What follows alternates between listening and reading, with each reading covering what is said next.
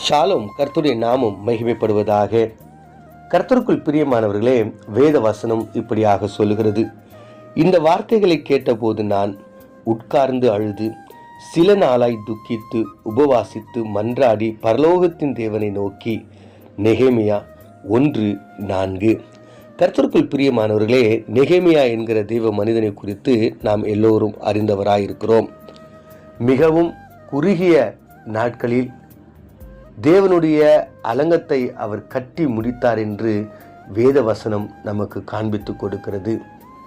அவருக்குள்ளாயிருந்த அந்த ஆசை, அவருக்குள்ளாயிருந்த அந்த பாரம் அந்த காரியத்தை செய்து முடிக்க உதவி செய்தது.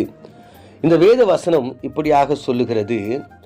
சிறையிருப்பிலிருந்து மீதி இருக்கிறவர்கள் அந்த தேசத்திலே மகா தீங்கையும் நிந்தையும் அனுபவிக்கிறார்கள் என்றும், எருசலேமின் அலங்கம் இடிக்கப்பட்டிருக்கிறது, அதன் வாசல்கள் அக்னியினால் சுட்டெரிக்கப்பட்டிருக்கிறதை, அந்த நியூஸை அவர் அந்த செய்தியை கேட்ட உடனே அவருடைய இருதயம் மிகவும் வேதனைப்பட்டது.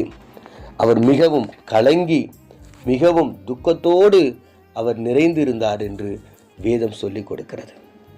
இதன் விளைவாக அவர் என்ன பண்ணுகிறார் பார்த்தீங்கன்னா, அந்த ராஜா கிட்ட ஆண்டவர் அவருக்கு உதவி செய்து அவர் அங்கிருந்து சென்று அந்த அலங்கத்தை அவர் கட்டி முடிக்கிறார். அந்த பாழான அலங்கம், இடிபட்ட அந்த அலங்கம், அந்த அலங்கத்தை அவர் பழுது பார்த்து அதை மீண்டும் எழுப்பி தேவனுடைய ஆலயத்திற்கு மகிமைகரமான ஒரு காரியத்தை அவர் செய்கிறார். கர்த்தருக்குள் பிரியமானவர்களே, இந்த பாரத்தை அவர் உள்ளாக எடுக்கிறார். என்னுடைய தேவனுடைய ஆலயம் இப்படியாக இருக்கிறது, என் தேவனுடைய ஜனங்கள் இப்படியாக இருக்கிறாங்க, ஐயோ அவர்கள் வேதனைப்படுகிறார்களே, அழிந்து போகிறார்களே என்ற ஒரு பாரம் அவர்களுக்குள்ளாய் இருந்தது. இன்றைய நாளில் தேவ பிள்ளைகளாய் இருக்கிற நீங்களும் நான், நம்முடைய பாரம் என்னவாய் இருக்கிறது? அநேக நேரங்களில் நம்முடைய பாரங்கள் என்னவென்றால், நாம் நன்றாக சமைக்க வேண்டும், நன்றாக வீட்டை வாங்க வேண்டும், பணம், கார், இப்படிப்பட்ட காரியங்களை நாம் சம்பாதிக்க வேண்டும், பேர் புகழ்களை நாம் சம்பாதிக்க வேண்டும் என்றும், நம்முடைய பாரம் எல்லாம், நம்முடைய ஜபம் எல்லாம் எப்பொழுதும் நம்மையும் நம்முடைய குடும்பத்தையும் நம்முடைய தேவைகளை சார்ந்ததாகவே இருக்கிறது. ஆனால் வேத வசனம் சொல்லுகிறது, நெகேமியா என்கிற தெய்வ மனிதன் அவர் தனக்காக அல்ல, தேவனுடைய சித்தத்திற்காகவும் தேவனுடைய பிள்ளைகளுக்காகவும் அவர் துக்கம் வைத்து அழுது துக்கித்து உபவாசம் இருந்து அவர் ஜெபித்தார் என்று. இன்றைக்கு நம்முடைய ஜபங்கள் எல்லாம் அது நம்மை சுற்றி நம்மை சார்ந்ததாகவே ஒரு சுயநல ஜபமாய் இருக்கிறது.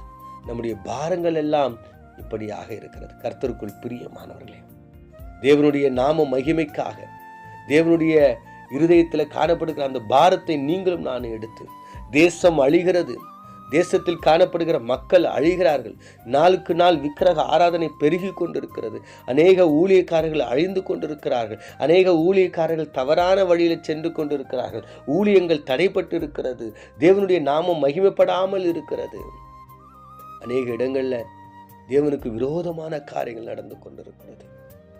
கர்த்தருக்குள் பிரியமானவர்களே, நீங்களும் நானும் அவருடைய சமூகத்துல பாரத்தோடு, ஆண்டவரே இந்த காரியங்கள் எல்லாம் மாற்றுங்க அப்பா, என் தேசம் அழிகிறதே, என் தேசம் அழிந்து கொண்டிருக்கிறது, வாலிப பிள்ளைகள் அழிந்து கொண்டிருக்கிறாங்க, ஆண்டவரே வியாதினால் அழிந்து கொண்டிருக்கிறாங்க, அநேக விதமான காரியங்களால உம்முடைய படைப்புகள் அழிந்து கொண்டிருக்கிறது, பாவம் பெருகி கொண்டிருக்கிறது என்று சொல்லி நீங்களும் நானும் பாரத்தோட அவனுடைய சமூகத்துல சேர்வோம்.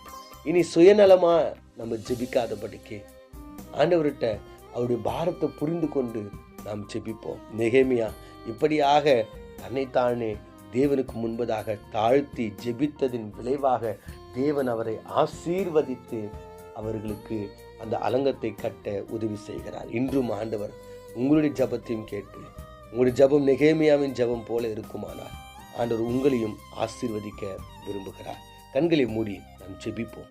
எங்களை அதிகமாய் நேசிக்கிற எங்கள் பரலோக தகப்பரே, நாங்கள் வாசித்து தியானித்த அந்த வேத வசனத்தின் பிரகாரம் ஆண்டவரே, நாங்கள் உம்முடைய பாரத்தை எங்களுடைய இருதயத்தில் வைத்தாண்டவரே, உம்முடைய பரலோக பாரத்தை எங்களுடைய இருதயத்தில் வைத்தாண்டவரே, அவைகளை நிறைவேற்ற நாங்கள் ஜெபித்து அவைகளை நிறைவேற்றி உம்முடைய நாம மகிமைக்காக எங்களை நிறுத்தும்படியாய் இயேசுவின் மூலம் ஜெபிக்கிறோம் நல்ல பிதாவே.